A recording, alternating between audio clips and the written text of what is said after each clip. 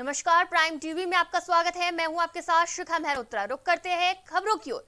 प्रधानमंत्री नरेंद्र मोदी का 17 सितंबर यानी आज 71वां जन्मदिन है। इस मौके पर उत्तर प्रदेश के मुख्यमंत्री योगी आदित्यनाथ ने पीएम मोदी को बधाई दी। उधर कर्नाटक के पूर्व सीएम एचडी कुमारस्वामी ने भी पीएम मोदी की लंबी उम्र की कामना की है। वहीं सीएम योगी ने कहा, अंत्योदय से आत्मनिर्भर भारत की संकल्पना को साकार कर रहे प्रधानमंत्री नरेंद्र मोदी को जन्मदिन की शुभकामनाएं। प्रभु श्री राम की कृपा से आपको दीर्घायु और उत्तम स्वास्थ्य की प्राप्ति हो। आजीवन में मां भारती की सेवा का परम सौभाग्य आपको प्राप्त होता रहे।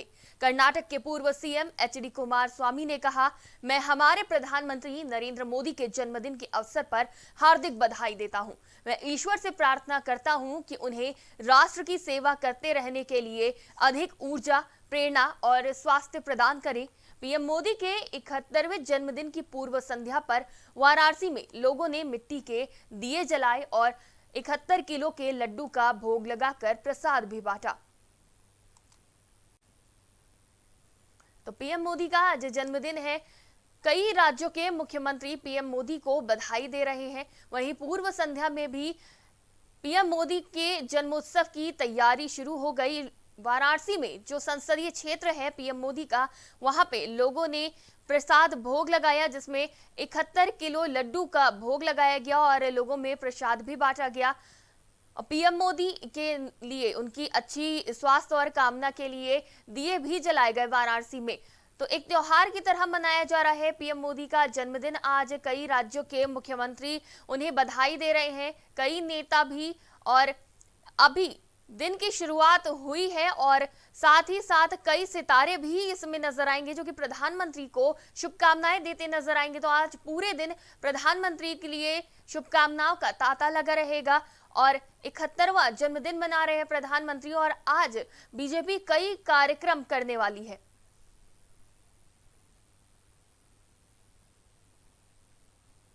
प्रधानमंत्री नरेंद्र मोदी के जन्म दिवस पर भाजपा शुक्रवार यानी कि आज से सेवा और समर्पण अभियान शुरू कर रही है।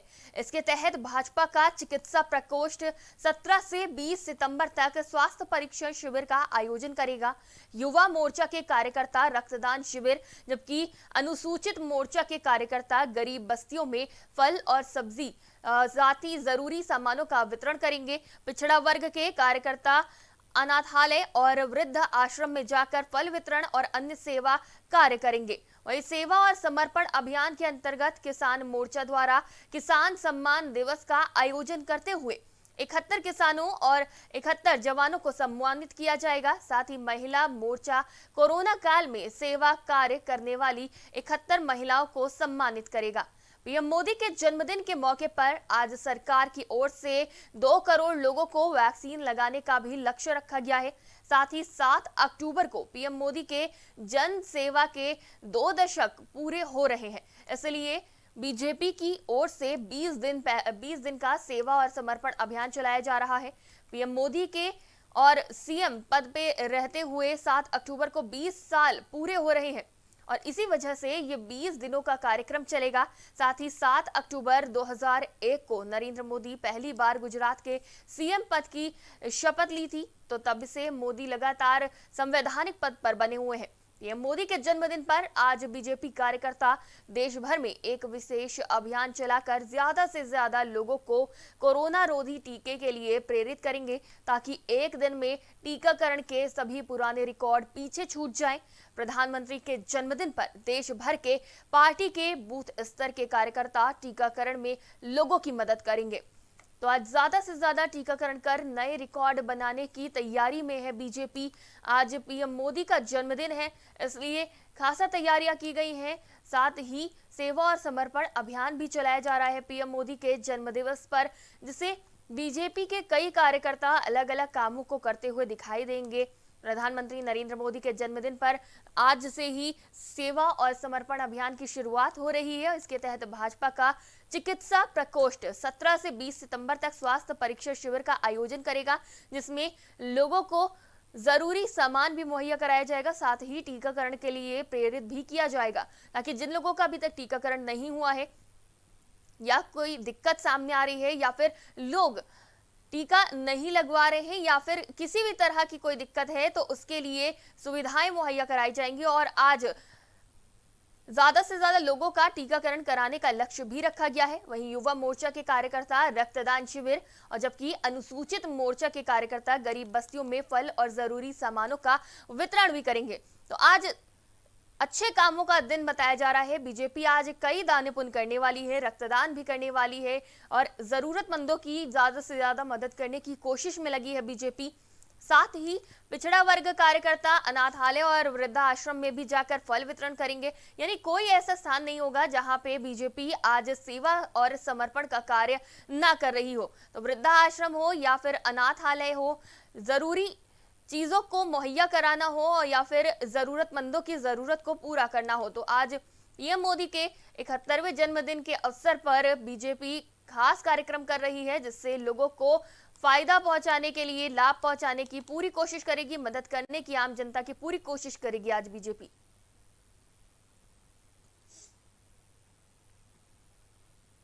प्रधानमंत्री नरेंद्र मोदी का आज 71वां जन्मदिन है। इस मौके पर बीजेपी आज से अगले 20 दिनों तक सेवा और समर्पण अभियान चलाएगी।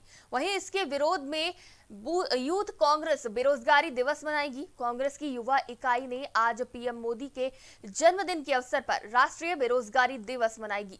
भारतीय युवा कांग्रेस द्वारा जारी एक बयान में कहा गया है कि राष्ट्रीय बेरोजगारी दिवस के तहत देश भर में संगठन द्वारा कई तरह के कार्यक्रम आयोजित किए जाएंगे। युवा कांग्रेस के राष्ट्रीय अध्यक्ष श्रीनिवास बीवी ने कहा कि मोदी सरकार 2 करोड़ रोजगार हर साल देने के बड़े बड़े वादे कर सत्ता में आई थी, पर आज केंद्र सरकार रोजगार के मुद्दे पर पूरी तरह मौन है।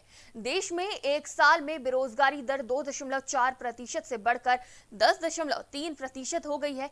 सरकार युवाओं को रोजगार देने में विफल रही है।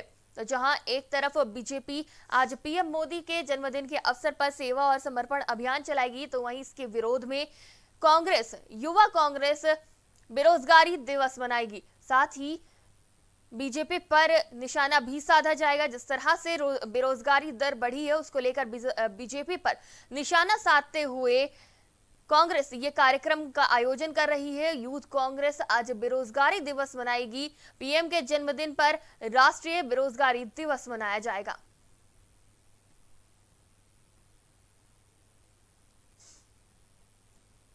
पंजाब की मुख्य विपक्षी पार्टी आप केंद्र के 3 कृषि कानूनों के लागू होने के 1 साल पूरा होने पर आज काला दिवस मनाएगी।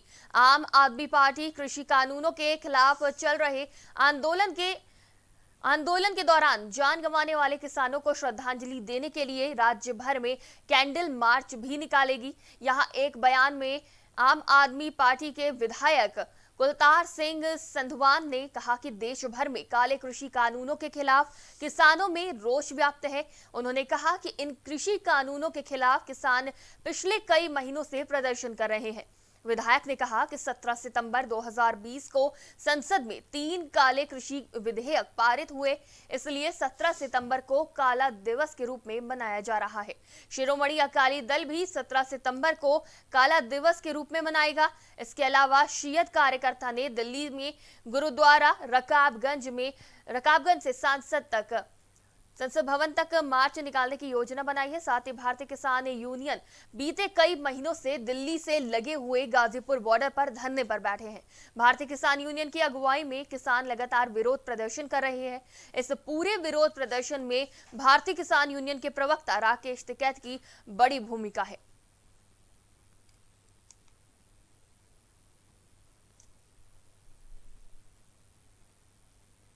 मुंबई में शुक्रवार सुबह एक निर्माणाधीन फ्लाईओवर का एक हिस्सा गिर गया। इस हादसे में 13 मजदूरों के जख्मी होने की खबर सामने आई है। सभी को बीएन देसाई अस्पताल में भर्ती कराया गया है। मौके पर पुलिस और फायर ब्रिगेड टीम ने पहुंचकर रेस्क्यू अभियान शुरू किया। मुंबई के बांद्रा कुर्ला कॉम्प्लेक्स में यह फ्लाईओवर बन रहा था। इसका एक हिस्सा शुक्रवार सुबह करीब 4:40 पर गिर गया। हादसे में 13 मजदूर जख्मी हो गए। डीसीपी मंजुनाथ सिंह ने बताया कि हादसे में कोई भी लापता नहीं है, ना ही किसी मजदूर की जान गई है। यह हादसा किसी वजह से हुआ, इसकी जांच की जा रही है।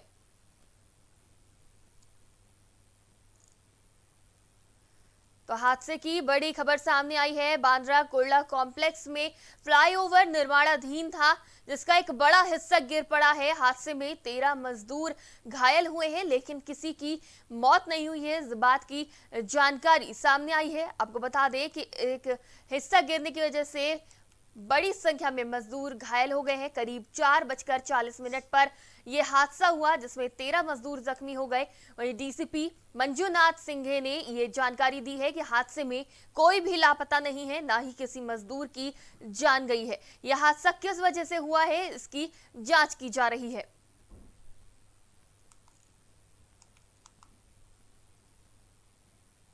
आजमगढ़ में कहने को तो शासन की तरफ से संक्रामक रोगों से बचाव को लेकर पूरे जिले में साफ सफाई और स्वच्छता को लेकर तमाम प्रकार की योजनाएं और अभियान चल रहे हैं, लेकिन सबसे जरूरी है वहां पर शासन के आदेशों की धज्जियां उड़ रही हैं। आजमगढ़ के मंडलीय चिकित्सा में जगह जगह कूड़े के ढेर और वार्ड और गलियारों में घूमते कुत्ते साथ ही व्यवस्था पर सवालिया निशान खड़े कर रहे हैं।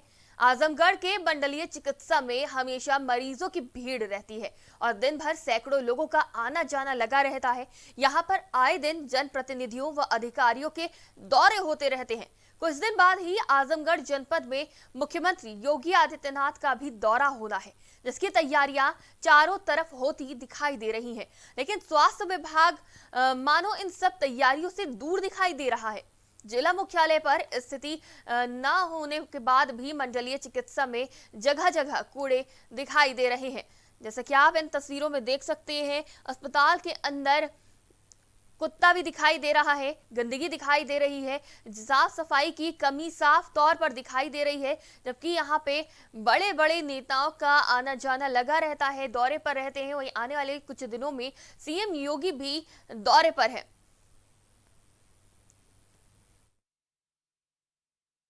मंडलीय चिकित्सालय में थोड़ी बहुत दुर्व्यवस्था ज़रूर है। उसके लिए हमने भी एक दिन भ्रमण किया था। पाई गई कमियों के लिए उनको निर्देशित किया है कि इसको शीघ्र ठीक कराएं। और एक पत्र मंडलीय चिकित्सालय एवं समस्त सामुदायिक स्वास्थ्य प्राथमिक स्वास्थ्य केंद्र के लिए भी लिखा गया है। स्वच्छता एवं डेंगू के रोकथाम के लिए जो उपाय किए जाने हैं उसके लिए इस तरह की गतिविधि, अगर कोई कमियां कहीं पर प्राप्त होती हैं तो मैं तत्काल उसके लिए दिशा निर्देश एवं उसकी मॉनिटरिंग भी कराऊंगा और जो भी दोषी होंगे उनके लिए कार्रवाई भी होती रहेगी। सर वार्ड में अभी मैं देख रहा हूँ सर, कुत्ते आवारा कुत्ते घूम रहे हैं सर, उसके कारण ये संज्ञान, ये समाचार आपके माध्यम से भी हमको मालूम हो रहा है।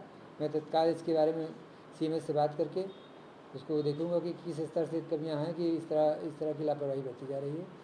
क्या नाम है आपका? रवि निषाद। ये बताइए मंडलीय अस्पताल में साफ सफाई की कितनी व्यवस्था है? व्यवस्था 50% है और रह गई इसमें क्या बोलते हैं, बाल्टी जो मरीजों के पास रखी जाती है वो बाल्टी खुद हम लोग को खरीद के लाना पड़ रहा है। साफ सफाई जिला प्रशासन साफ सफाई के लिए व्यवस्थाएं उपलब्ध नहीं करा पा रहा है। अब भाई उसके लिए प्रशासन, जिला प्रशासन ये कुछ कर सकते हैं, हम लोग क्या कर सकते हैं? क्या आम जनता, गरीब इंसान। सफाई में कोई कमियां जैसे कुत्ते से घूमना ऐसा कुछ है? हाँ, कुत्ते को थोड़ा घूम भी रहे हैं। क्या चाहेंगे जिला प्रशासन इस पर ध्यान रखे? हाँ, अब प्रशासन से हम क्या कर सकते हैं भाई? हम लोग भाई जनता, हम लोग खुद ही अपने से फुर्सत नहीं मिलता है तो प्रशासन से क्या? प्रशासन को खुद एक बार राउंड लगा कर देख लेना चाहिए क्या इसमें दिक्कत परेशानी है कि नहीं है। क्या प्रशासन की चिकित्सा विभाग की परेशानी इसमें सामने आती है कहीं ना कहीं?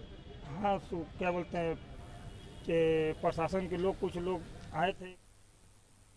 2022 के चुनाव में अपना दल ने अपनी तैयारियां तेज कर दी हैं। अपना दल के भावी प्रत्याशी व राष्ट्रीय स्वाभिमान मंच के राष्ट्रीय अध्यक्ष RS पांडे ने गैंगटा और ठाठुआ जैसे कई गांवों में जनसंपर्क किया। जनसंपर्क अभियान के अंतर्गत कई गांवों के विकास का हाल भी जाना, कई गांव के लोगों की समस्याओं को सुना और उन्हें हर संभव मदद का भरोसा दिलाया।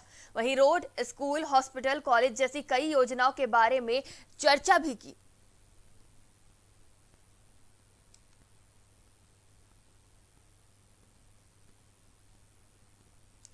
आजमगढ़ जिले में देर रात से हो रही बारिश से जनजीवन अस्त व्यस्त हो गया है। इस बारिश से जहां लोगों को समस्याओं का सामना करना पड़ रहा है, तो वहीं लगातार हो रही बारिश से बिजली की आपूर्ति भी बाधित हो रही है। रुक रुक कर हो रही बारिश से शहर के कई इलाकों में पेड़ गिरने की खबर आई है, जिससे आवागमन बाधित होने के साथ ही बिजली आपूर्ति भी बाधित हुई है। भंवरनाथ मंदिर के पास पेड़ गिरने से बिजली में आई फॉल्ट को बिजली विभाग के कर्मचारी 12 घंटे बाद पकड़ सके। वहीं ये बारिश किसानों के लिए वरदान साबित हो रही है। जिले में हो रही बारिश के बारे में कृषि विज्ञान केंद्र के प्रभारी अधिकारी डॉक्टर आर.के. सिंह का कहना है कि किसानों के लिए निश्चित रूप से वरदान है ये बारिश। लगातार बढ़ रहे तापमान से किसानों के फोन आने लगे थे। मौसम के कारण लगातार धान की फसल में बीमारी बढ़ने लगी थी। मैं कृषि विज्ञान केंद्र के माध्यम से किसानों को और आपके चैनल के माध्यम से बताना चाहूँगा, यह बरसात किसानों के लिए निश्चित रूप से वरदान है। और जैसा हम लोग देख रहे थे कि धान में बीमारी फैलने लगी थी और काफ़ी फ़ोन हम लोगों के पास आने लगे थे, जो सेंटर पर हमारे वैज्ञानिक काम करते हैं। तो जब फ़ोन हमारे पास आने लगते हैं तो हम लोग समझ जाते हैं कि किसान के फसल में बीमारी लगने लगी है। और उसका एक प्रमुख कारण जो था वो मौसम ही था, क्योंकि तापमान इतना ज़्यादा था। 36 और 38 डिग्री के बीच जब तापमान हो और ह्यूमिडिटी भी ज़्यादा हो तो बीमारी ये बढ़ने लगती है। तो धान में खास करके जो बैक्टीरियल ब्लाइट, जिसको जीवाणु झुलसा कहते हैं, ऊपर से उसकी पत्तियां सूखने लगती हैं, धान धीरे धीरे पुआल होने की तरफ बढ़ने लगता है। तो वो जो है वो समस्या अब किसान की दूर हो गई। और ये जो रह रह के बरसात आज 2-3 दिन से लगातार हो रही है, तो इससे काफ़ी कुछ बीमारी जो है वो ख़त्म हो जाएगी और धान का जो फसल है वो अच्छा होने के साथ अच्छी उपज की हम लोग कामना करेंगे। सर, और किस फसल के लिए मुख्य रहेगी? खरीफ की जो फसलें हैं, धान के अलावा तो बाकी मक्का है। तो मक्का जो है चूँकि अब पकने की स्थिति में आ जाता है तो बहुत होता है तो यह कि गिरने लगता है, लेकिन उससे भी नुकसान कम है। हम जो नुकसान देख रहे थे केवल तोरिया की जो फसल होती है, जिसको लाहा बोलते हैं, लाही, तो उसकी बुआई करने में किसान भाई को दिक्कत आएगी, क्योंकि पानी ज़्यादा हो जाएगा तो खेत की तैयारी नहीं कर पाएंगे और समय से उसकी बुआई नहीं कर पाएंगे। बाकी जो है ये बरसात अगर तोरिया के अलावा देखें तो जो आगामी अक्टूबर के महीने तक हमको नमी मिलती है, तो हम समय से रबी फसलों की, खास करके जो सरसों है उसकी बुआई में यह नमी हमें काम में आ जाती है और हम बुआई कर ले जाते हैं। तो इस तरह से मतलब हर फसल की मांग अलग अलग होती है। अब समय चूँकि सितंबर का है, कुछ न कुछ बरसात इसमें होती ही है, तो नुकसान इसको हम ज़्यादा नहीं देखते हैं, ज़्यादातर हम इसको फ़ायदे में ही ले रहे हैं। तो किसानों के लिए अच्छी खबर साबित हो रही है। जहां तेज बारिश से आम जनता परेशान है, वहीं कृषि विभाग ने बताया है कि आम जनता के लिए ये अच्छी खबर नहीं है, लेकिन किसानों के लिए जरूर अच्छी खबर साबित हो रही है, क्योंकि इससे फसलों को काफी फायदा मिलेगा। जहां बारिश कम और गर्मी ज्यादा होने की वजह से किसानों की फसल पर नकारात्मक असर पड़ रहा था, खराब हो रही थी, उनमें बीमारी आ रही थी, लेकिन अब फसल अच्छी होगी, किसानों को भी इससे राहत मिलेगी। आजमगढ़ जिले में देर रात से हो रही बारिश से जनजीवन अस्त व्यस्त है। कई जगह पर बिजली की भी समस्या देखने को मिली। रुक रुक कर बारिश होने की वजह से कई जगह पर पेड़ गिरे, जिसकी वजह से भी बिजली बाधित हुई है, उसकी सप्लाई में बाधा आई है। लेकिन बिजली विभाग ने बहुत समय लगाया अब इसकी परेशानी ढूंढने के लिए कि कहां पर से बिजली गई है या फिर समस्या आई है। लेकिन इन सब तमाम समस्याओं के बीच ये किसानों के लिए अच्छी खबर साबित हो रही है, जहां किसानों की फसल को इस बारिश से काफी फायदा होगा।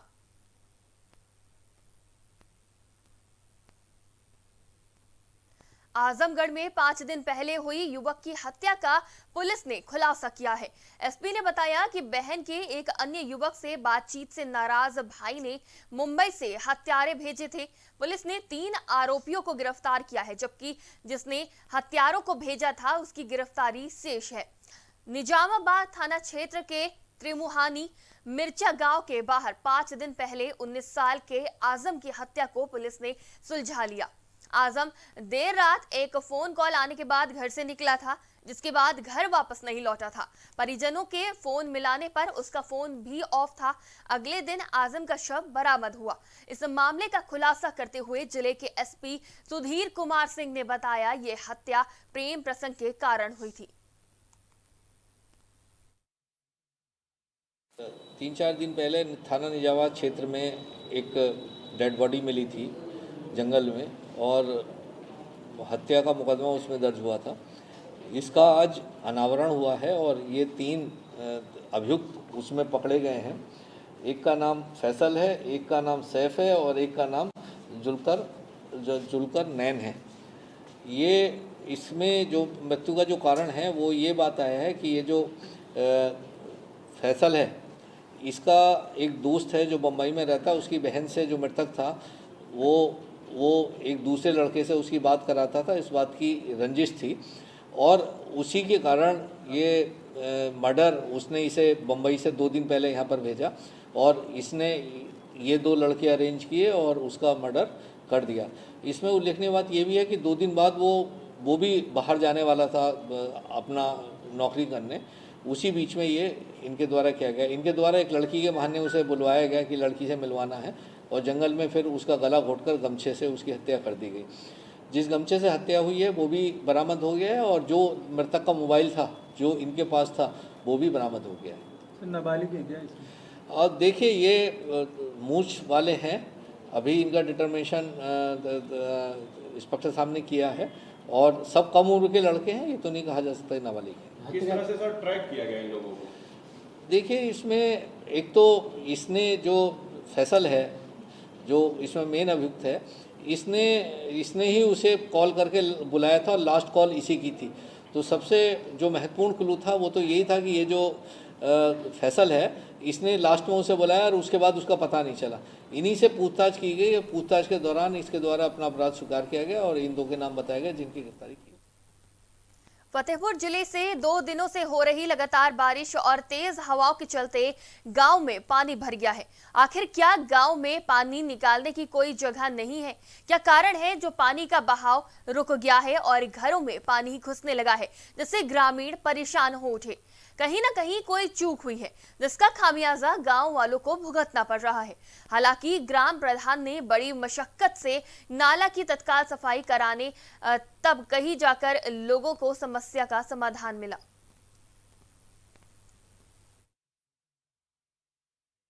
क्या नाम है भैया आपका? शेरीलाल पासवान। किस गांव में रहते हैं? देवमई गाँव में। क्या समस्या है आपको? साहब, हमारे घर पे पानी घुस गया है साहब, बहुत दिक्कत में परेशान है। क्या क्या नुकसान हुआ है आपका? साहब, हमारा नुकसान क्या है, सब गेहूँ गल्ला सब भीज गया साहब, हम बहुत दिक्कत में हैं।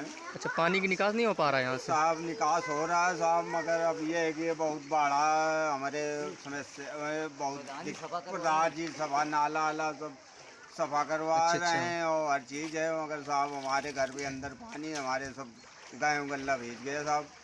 चलिए, तो प्रधान जी मतलब कि क्या बोले? पूरी मदद कर रहे हैं और पूरी सब देख रेख कर रहे हैं और पूरी जनता की सब सेवा कर रहे हैं और खाने पीने की सब व्यवस्था प्रधान जी कर रहे हैं। ठीक है। क्या नाम है भैया? हमारा दिनेश कुमार उर्फ गुरु पासवान। अच्छा, जो ये पानी इतना बह रहा है, ये किस कारण बह रहा है? हमारे यहाँ कच्चा नाला होने के कारण खलवा टोला में जो सिल्ट जम गई है, पिछले 5 साल से इतना ज़्यादा कचरा हो गया है कि उसमें इतनी सिल्ट जम गई कि पानी न निकलने के कारण इतनी ज़्यादा बाढ़ आ गई। फिर भी हम कम से कम 30-35 आदमी लेके जाकर पूरे नाले की सफाई करवाई और उसको खुद जाके लग कर उसकी पूरी सफाई करवाई हमने। अब आके काफ़ी मात्रा में राहत मिली है, लोगों के घरों में पानी आके सब अब कम से कम 1 फुट पानी नीचे उतर गया है। और खाने पीने की व्यवस्था क्या की? हमने अपने जो भी अब पूरे गांव की तो मैं व्यवस्था नहीं करा सकता, कम से कम जितनी ज़्यादा से ज़्यादा हमसे हो सकी मैं उनको खाना पानी की व्यवस्था करवा रहा हूं और किया हूं, अभी तक कर रहा हूं। ठीक है। क्या नाम है दादी आपका? कहाँ रहती हैं आप? क्या समस्या है आपको? अरे हमारा घर पूरे ही रहा है सब। अच्छा। नाली वाली के नाला प्रधान जी सफा करावा है, अब पानी भीतर भी सब हमारे बाढ़ है पानी। अच्छा, और कुछ नुकसान वगैरह आपको हुआ है कुछ? अब गल्ला अल्लाह सब है धरा भी, गल्ला सब भीग गया आपको? भूसा सब देखिए, भूसा भी सब भीग गया है। कच्चा नाला होने के अच्छा, कारण। और ये नाला निकला है, कच्चा निकला हुआ है? अच्छा है, अब पक्का करा, पक्का नहीं बात। अच्छा, तो प्रधान जी मतलब कह रहे हैं पक्का कराने के लिए।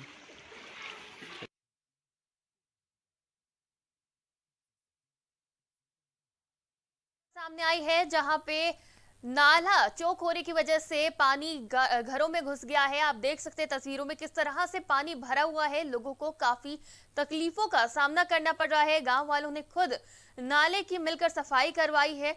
आपको बता दें कि बड़ी मुशक्कत के बाद ग्राम प्रधान ने जब सफाई के आदेश दिए, उसके बाद जाकर लोगों की समस्या का समाधान हो सका। किस तरह से लोगों के घरों में पानी भर गया है, सड़कें पूरी नदी जलाशय की तरह दिखाई दे रही है। तस्वीरों में आप देख सकते हैं।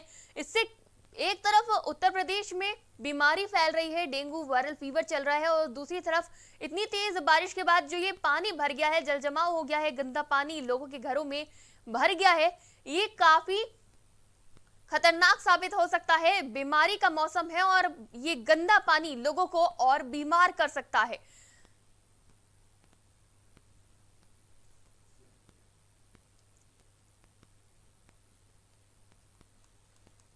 इस बुलेटिन में फिलहाल इतना ही। आप देखते रहिए प्राइम टीवी।